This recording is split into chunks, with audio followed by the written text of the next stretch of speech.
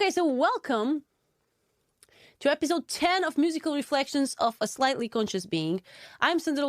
I'm a music artist that is on a journey towards consciousness. And today I'm going to share with you guys a song called Contraste, which is the song you guys were listening in the intro. And Contraste means contrast. And we're going to talk about something that is very personal to me. It's a theme that I'm still working on. I still struggle with it. It's something that is a reflection of my childhood and the way I was raised. And usually that's what happens with most of our deeper traumas. And it's basically balance in human relationships. But I think everybody can benefit from this theme, right?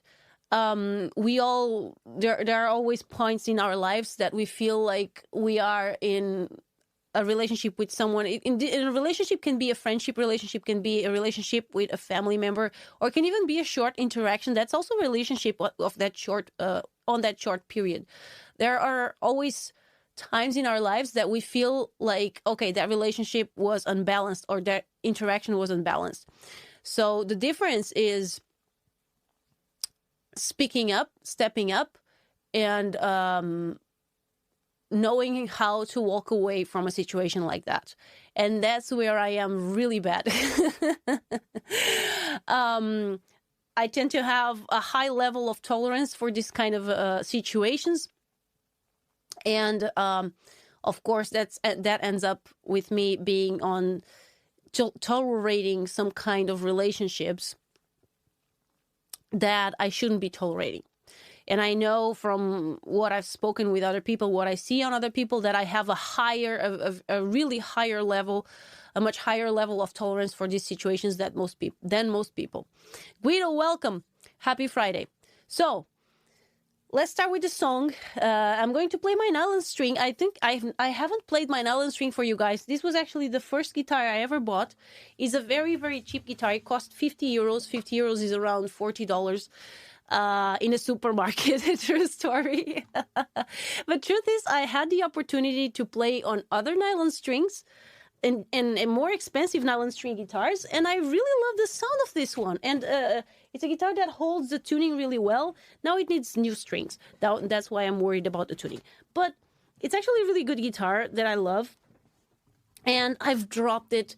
I went to the beach with it, and it's in mint condition. It's amazing. It's like the go-to war guitar, you know. Once someone asked me, if you had to go to a desert island, which of your guitars would you take? And I said this one because I knew this one was the one who was going to endure the most years. So no matter how many years I would stay on that desert island, I would have a guitar to play. For me, endurance is more in that situation is better than sound quality, even though I really like the sound, even though it's a cheap guitar. So let's start with the song. And I know this song by heart because it's a very personal song to me. It's the song from all the songs that I've written about my past relationship. It's my favorite. It's the one that I feel it's more, it reflects the best of what it was and what my feelings were. And I wrote this song when I was already healing, so I was already grieving. I was going through the sadness stage. But I'll be talking more about that after the song. So the song is in Portuguese, okay, guys? But as always, then I'll be speaking the lyrics. I'll be telling the lyrics in Portuguese and with the translation in English. So today I have, yes, Guido, thank you for pointing that out. I am... I did a special thing here today. I felt inspired. So I have 3 microphones. I have the Shure SM7B for my voice. And then I have the Scarlett Stellar X3 and the Shure SM58 for the guitar. And I'm recording the guitar with 2 microphones so I can have the guitar on stereo. And today I'm going to listen to myself because this song has an intricate dynamics on the vocals, and I want to sing while listening to the reverb, so I can do this properly. Okay.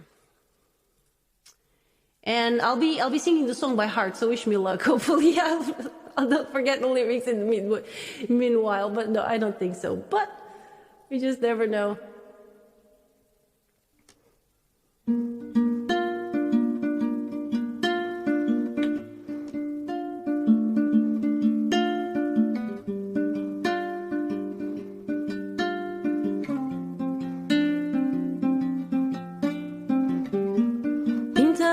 De branco as paredes que um dia colori. Apagaste-me tão rápido da tua vida, sem ligares ao que sofri. Eu queria um jardim em flor, tu querias árvores de fruto. Eu queria viver em amor, tu querias um altar de tributo. Ficou para mim a dor, o luto pelo que passamos, as promessas nunca cumpridas que fazias sempre que terminamos. As fotos dos nossos momentos hoje são quadros deslavados, as palavras e todos os teus lamentos bem cedo foram silenciados. Eu só quis o teu abraço quando chorei, só pedi o teu amor quando te amei. Mas isso foi pedir demais de alguém a quem tudo isso dei. Eu sei que fui eu quem disse adeus, mas foste tu que me abandonaste. Ficaste com o melhor de mim e eu só fiquei com o contraste.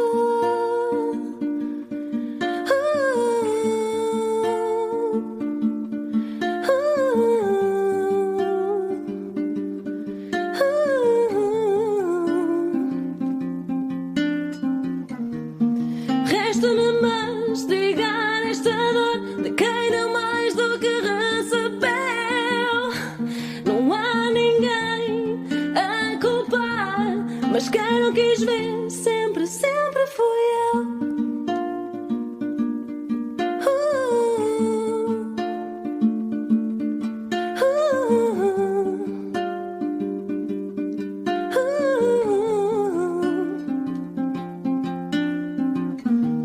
Eu sei que fui eu quem disse adeus, mas foi só porque nos abandonaste. Ficaste com o melhor de mim e eu só fiquei com o teu contraste.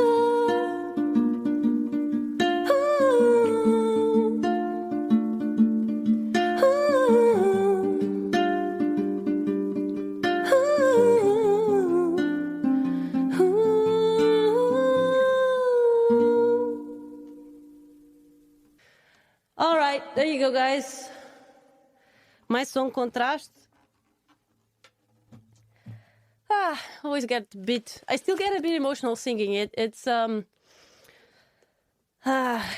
very special song to me. One of my favorite songs right now from my originals.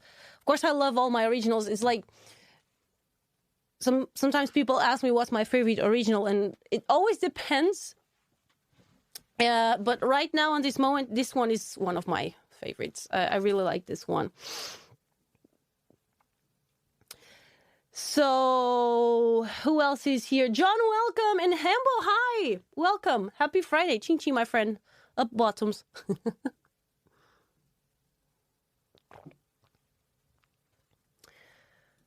So, welcome again to episode 10. I'm missing someone. Nick is saying the difference between a musician and a survival expert is a musician sees a guitar as a way of entertainment and keeping their sanity. A survival expert sees individual parts used for survival. But keeping the sanity is essential for surviving as well, yes? So, welcome again to episode 10 of Musical Reflections of a Slightly Conscious Being. I'm Sandra Lourenço, a music artist that is on a journey towards consciousness. I just shared my song Contraste, which means contrast, and we're going to talk about balance in human interactions. So let's start with the lyrics. These are definitely my favorite lyrics, original lyrics that I've written. I always loved to write, and but I always feel sometimes, because I'm a person that I'm very direct. I'm a direct person, and when I write lyrics, I rarely use metaphors and things like that. I'm very literal when I write, and I've been it's one of the critiques that I received in the past on my lyrics was, oh, maybe you should not be so straight to the point and just flourish a bit, or use other words and leave the meaning in the air. And it's something that I rarely do, and I did on this song.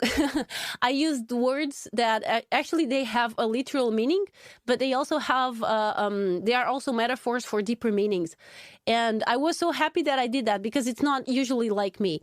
But it's interesting because it started as I was mentioning some situations. And if you speak Portuguese, and I know some people here in the chat speak Portuguese, these are literal situations. I'm describing literal situations that happened, but they also can be interpreted as having a deeper meaning. And so I'm going to talk about that. Okay, so let's start with the lyrics of the song. Okay. Pintaste de branco as paredes que dia colori. You painted white the walls I once colored. Apagaste-me tão rápido da tua vida, sem ligares ao que sofri. You erased me from your life so fast, without caring for how much I suffered. Eu queria jardim em flor, tu querias árvores de fruto. I wanted a garden of flowers, you wanted fruit trees. Eu queria viver em amor, tu querias altar de tributo. I wanted to live in love, you wanted an altar for tribute. Ficou para mim a dor, o luto pelo que passamos. I got to keep the pain and the grief for what we went through. As promessas nunca cumpridas que fazias sempre que terminamos. The promises that you used to make every time we broke up, but that were never kept. As fotos dos nossos momentos hoje são quadros deslavados. The photos of our moments today are tasteless portraits. As palavras e todos os teus lamentos bem cedo foram silenciados. Your words and sorrows were soon silenced. Eu só quis o teu abraço quando chorei. I only wanted your embrace when I cried. Só pedi o teu amor quando te amei. I only asked for your love when I loved you back. Mas isso foi pedir demais de alguém a quem tudo isso dei. But that was asking too much of someone who got all that from me. Eu sei que fui eu quem disse adeus, mas foste tu que me abandonaste. I know I was the one who said goodbye, but it was you who abandoned me first. Ficaste com o melhor de mim e eu fiquei com o contraste. You got the best out of me, I got the contrast. Resta-me mastigar esta dor de quem deu mais do que recebeu. All that's left for me is to chew this pain from having given more than I received. Não há ninguém a culpar, mas quem não quis ver sempre fui eu. There's no one to blame, but the one who didn't want to see was always me. Eu sei que fui eu quem disse adeus, mas foste tu que nos abandonaste. I know I was the one who said goodbye, but it was you who abandoned us first. Ficaste com o melhor de mim e eu só fiquei com o teu contraste. You got the best out of me, and I only got your contrast. There you go. Those are the lyrics. And this song was written after I went to my former house for the last time to get some of my things. And I came to Setúbal for 3 weeks to be by myself. As I figured out which will be my next steps, where I was going to live, and so on. And as soon as I entered the house, I I was totally shocked and blown away by the difference. It was just 3 weeks, but in 3 weeks, many things have changed. And right when I entered, the stairway had a pink and blue wallpaper from the Brooklyn Bridge that I've chosen, and I had adapted. It was a project because the stairway had 3 walls, and it was just one wallpaper, but I cut the wallpaper and glued it. So it was kind of 3D thing, but it was aligned perfectly, and then the rest of the wall was painted in the same color as the sky, so it looks like the sky was going on forever. And so it was a project that it was very dear to me. And when I got to the house again, it was gone. Yeah, and it was torn down, and everything was white, basically. So hence the first lines, you painted white the walls I once colored. And also our pictures, of course, he took down our pictures, and there were these generic shop paintings he bought, and so hence the line, the photos of our moments today are tasteless portraits. And basically everything around the house, things were different. And it smelled like, that smell when you buy new things, but it smells like this plastic smell. It smelled really bad, actually. But basically it's just like, it was that shock that house was no longer mine, and the only thing that was still familiar on that house was my studio, my music studio. And that's where all my things were. That's where where I slept the last days I was there. It was basically my last refuge on the house.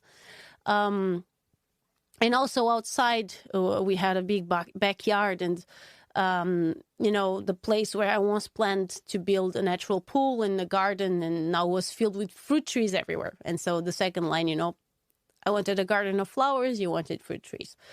But these verses also have a double meaning.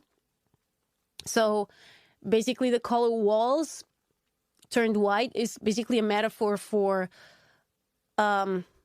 many things and many qualities that I try to bring out from my former partner, and qualities that he showed me many times during when we were together. But it's like when we broke up, he also turned into a different person, which is natural now. I mean, now I see it as a normal thing because I also turned into a different person. But it was a shock for me to see. I felt it all happened so quickly, And the fruit trees and the flower garden also represent our difference of goals in the relationship and in life, basically. I wanted the joy, lightness, and beauty of the flowers. I wanted to live more each day and to cherish each day, to enjoy each day and each moment. And I always felt like my former partner was always very focused on the next step and in the future. And there's nothing wrong with that. But if it comes at the cost of the present, that's another story, right? But I always felt like he was always focusing on the next step as having a magical solution for everything. And this was true all throughout the relationship. He was always focused on something, I cannot enjoy right now because I don't like my job, or I cannot be happy right now because I don't like this house. And it was always something, I don't like my job. So, okay, then he got a better job. Yes, he did. But the problems continued. Then he didn't like the house we were. So, okay, we bought a house together and the problems continued. So there was always something. Basically all that was left in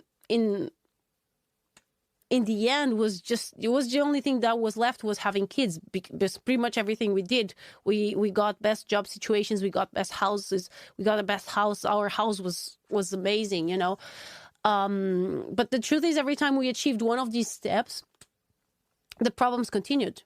So and of course it's obvious that they did, and no amount of goals or external things basically would fix anything, right? True change And this is something I've learned. True change always needs to come from inside first and foremost. And also another thing that I know, I mentioned the verse about paintings replacing pictures can also be used as a metaphor to represent memories forgotten. Anyway, so this shock to see the house like that and to see so many differences caused me to go from the anger stage in the grief to sadness.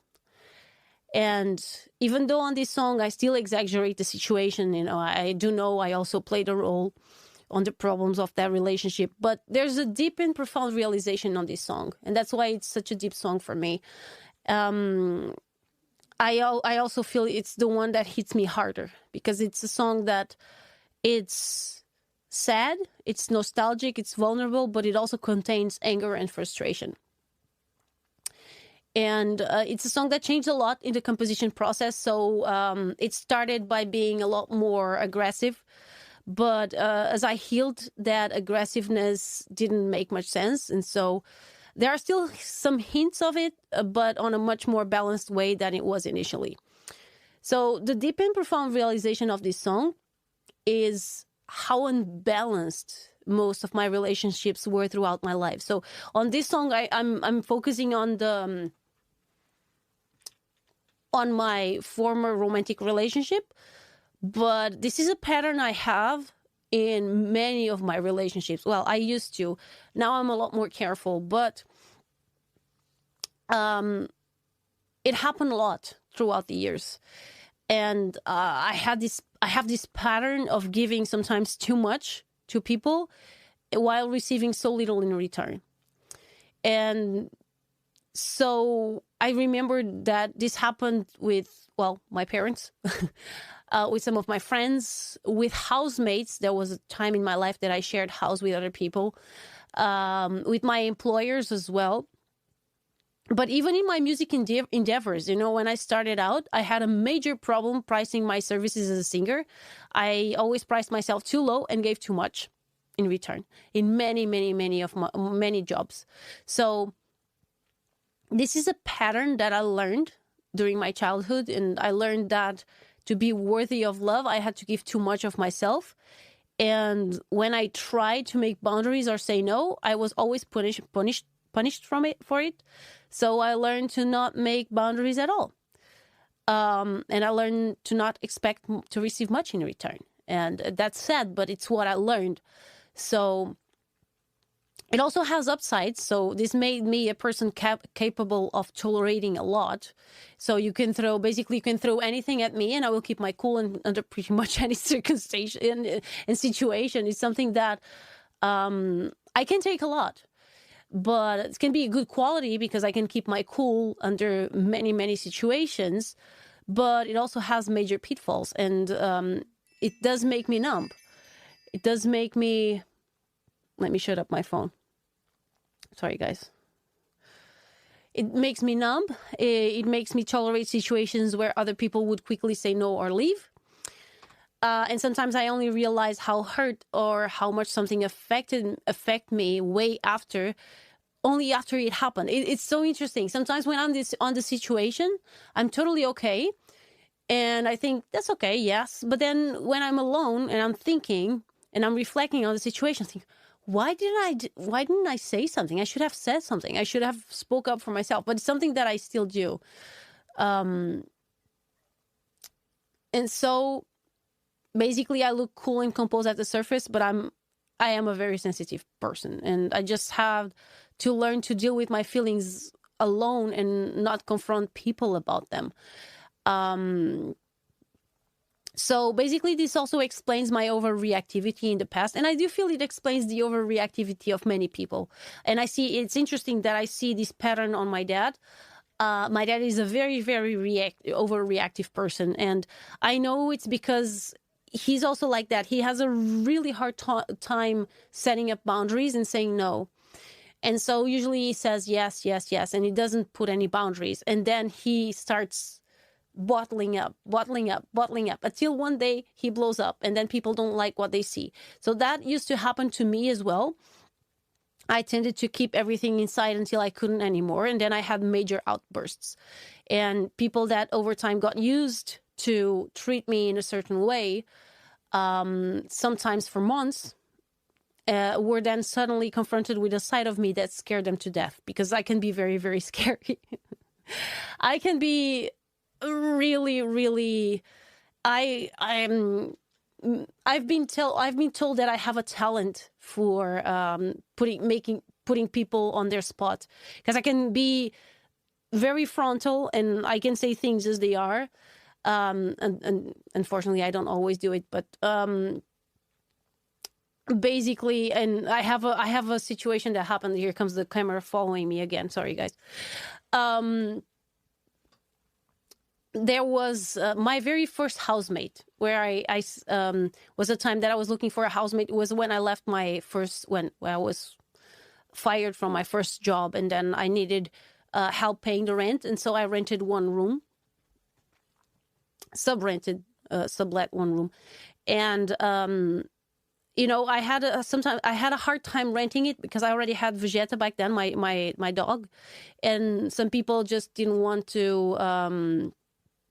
They didn't want it to be in a house with a dog. And so I had a hard time finding a housemate. And then this girl appeared, and she also had a dog. She also owned a dog. And I thought that was pretty cool because, okay, if I have a dog, she has a dog, and it's okay. It's totally fine. But then she told me, oh, but my dog is still not potty trained. So it's still, and she said he wasn't house trained. And then I figured out he wasn't potty trained, so he wasn't taught to go outside to make to use outside as a bathroom and not inside the house. But I told her, that's fine, because it's an easy thing to teach a dog. Thing is, it's an easy thing if you want to teach the dog. And over time, I realized that she didn't care, and so I took that up for 1 full year. 1 year that dog was using the house as a bathroom. And it was so disgusting, guys. And I don't know how I had, and this is just for you guys have an idea of how much I tolerate. It's just ridiculous. How much I can tolerate. And so I tolerated 1 year of that dog peeing and pooing inside the house. And she was fine with it. Sometimes I would say, you have to.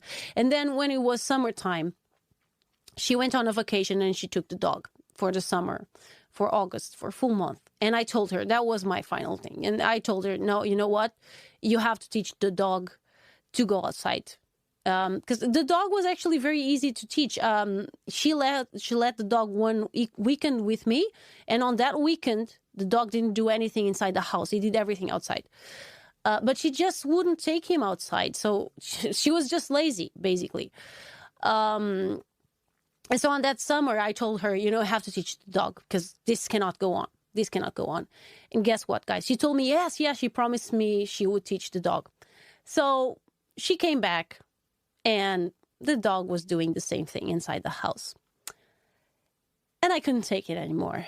And so, and then I forgot my composure. I forgot being nice. And I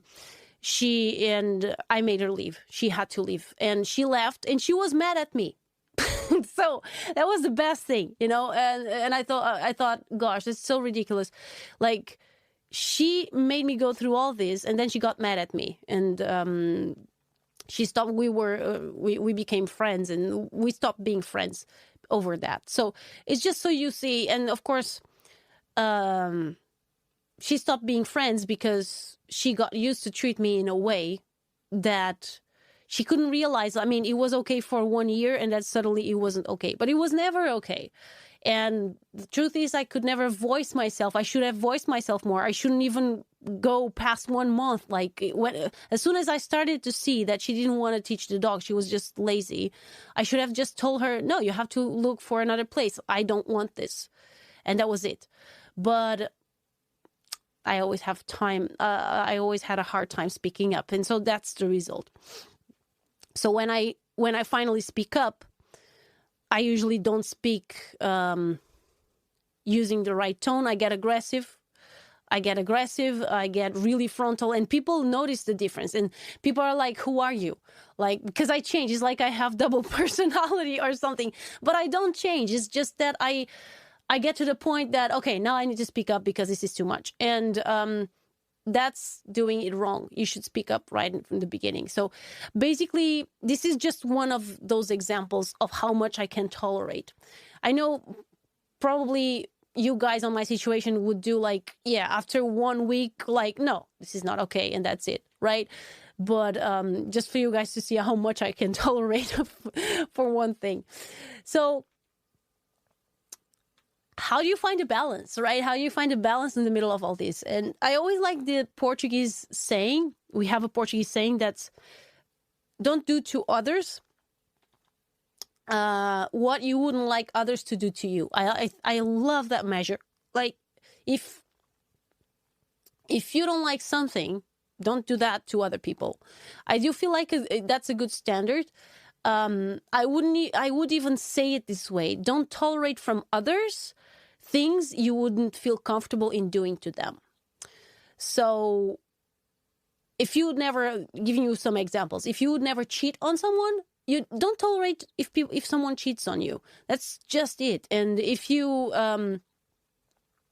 hold yourself to a higher value and practice it in real life, you have all the right to demand that from others. If you are a honest person, you have all the rights in the world to expect honesty from your friends, from your family, and from people around you. So that's where the balance is, I feel.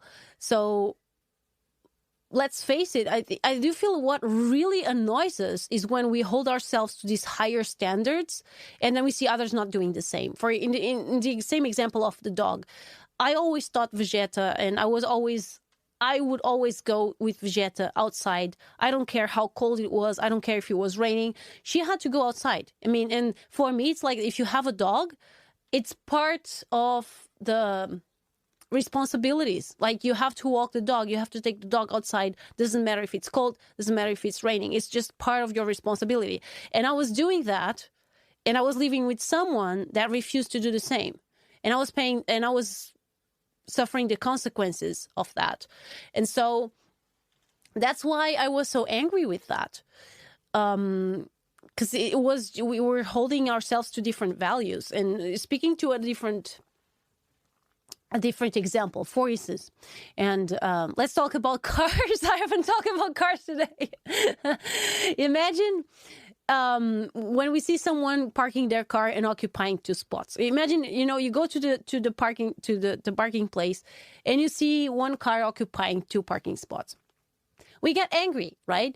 Why do we get angry? Because, well, probably because we would never have the nerve to do the same, right? And that's why we feel it's so unfair. That person parked without caring for others, while we could never do something like that, hopefully, right? And it's unfair because someone could need that parking spot, and maybe we need that parking spot and we cannot use it. It's the unfairness, the imbalance that affects us. So how can something like that not affect us? So should we lower our values? For instance, of course, is cheating the solution to being cheated? Of course not, right? So that would just cause us more pain, because we would end up disrespecting ourselves even more. So no matter how angry I was in the past, I never used physical violence against anyone, okay? But I did use psychological abuse a lot. So, and examples are calling names, yelling, or even the FU expression. Well, other examples in Portuguese. But I always felt horrible for that. And after I cooled down, I always felt horrible because that goes against my values. And so I realized no matter what someone does or says to me, how much I may think in the moment that they deserve that abuse, it will never feel right to me to act like that. So it's basically lowering myself to other people's level and not mine. And that's why I always felt horrible afterwards. So something that also helps immensely is not taking some things personally. So in the term of, someone parks their car in a wrong way, they're not doing that to hurt you or to harm anyone in particular. Who knows why they did it, right? We have no way of knowing. Maybe they cannot park better. Maybe they were in a hurry. Maybe something happened. Maybe they were never taught the value of respecting other people's space. Maybe they never learned compassion. Okay, maybe I'm exaggerating, but maybe that's exactly the case. We just have no way of knowing, right? And we have no way of fixing it either. If you just see the car and the person is not there, there's nothing you can do, right? So let's just focus on the solution, which is to find another parking space. So if the person is there, of course, you can call them out without disrespecting yourself. But if you cannot keep your cool, you cannot keep your temper, you can use that as an opportunity to face that anger instead. Why are you so angry? Why did that affect you so much? So that's what I started doing myself. And I started to pay attention every time I was tolerating something I wouldn't do myself. And this is actually, it's something that I'm still learning to do. Because it's very subtle, and I got so used to tolerate things that it's hard for me in the moment to realize that, okay, I'm pushing myself too hard, or I'm giving too much without receiving. So it's still difficult for me, but it's an exercise that I try to do. And I also started to challenge myself to speak up more. But to speak out in a respectful and calm way. That's the challenge. Because I tend to go, because my standard is to, when I speak up, to speak too harshly or to use a more aggressive tone. And I'm very aware of that. When people, I've had people call me out on this. When people call me out on this, I don't get offended. On the contrary, I apologize immediately because I know it's a pattern that I have. And sometimes I think I'm speaking normal, but I'm not. So it's something that I'm still learning. But that's the thing, just having the honesty and the humble. It does take a bit of being humble, realizing, okay, this is a flaw. So when this happens, I have to be aware. And I have to be open when people give me the feedback, like, okay, you are changing your tone or you're being a bit more aggressive. It's because it's my pattern. And it's a lot better now. But just one day at a time and one situation at a time, and using every situation. That's the secret. Using every situation as a learning exercise. Okay. And don't punish yourself if you don't do it properly. So, even the other day I caught myself that, okay, I should have spoken, I should have said something and I didn't. I was shutting myself up and I didn't say anything. And then, when I was alone, I was thinking, I should have spoken up. But I wasn't beating up on myself. I was just realizing, okay, that was an opportunity that I could have used to speak up for myself, and I didn't. Okay, next time we'll do better. And that's just the kind of awareness that builds up. It's not a change that happens overnight. As well, no change happens overnight. You always have to be patient and be kind with yourself, right? But one step at a time.